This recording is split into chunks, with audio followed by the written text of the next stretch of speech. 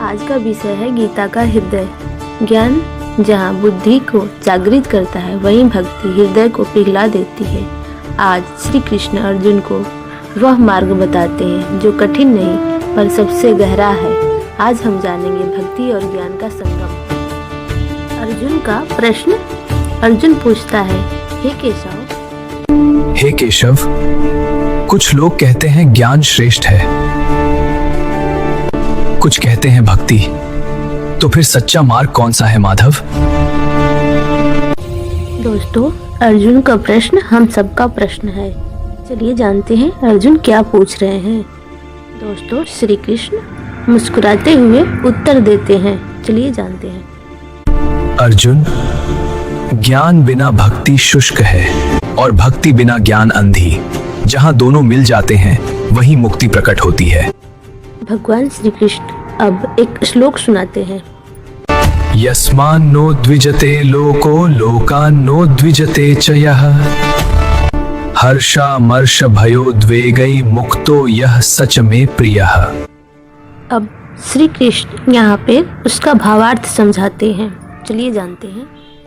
हे पार्थ, जो न किसी को कष्ट देता है और न किसी से कष्ट पाता है, जो हर्ष, शोक, भय और क्रोध से मुक्त है, वही मेरा प्रिय भक्त है।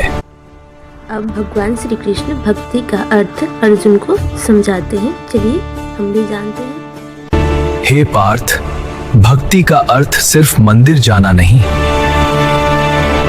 भक्ति का अर्थ है हर परिस्थिति में ईश्वर को याद रखना। भक्ति का अर्थ है दुख में शिकायत नहीं, सुख में अहंकार नहीं। यही सच्ची भक्ति है। ज्ञान का स्थान। ज्ञान हमें क्या सिखाता है? चलिए जानते हैं दोस्तों। मैं शरीर नहीं हूँ, मैं परिस्थिति नहीं हूँ, मैं आत्मा हूँ। मैं शरीर नहीं हूँ, मैं परिस्थितियां नहीं हूँ, मैं आत्मा हूँ।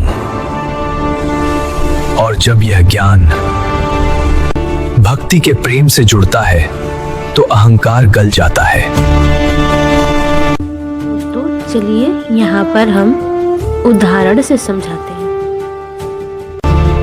हे पार्थ, ज्ञान नदी है, भक्ति उसका जल।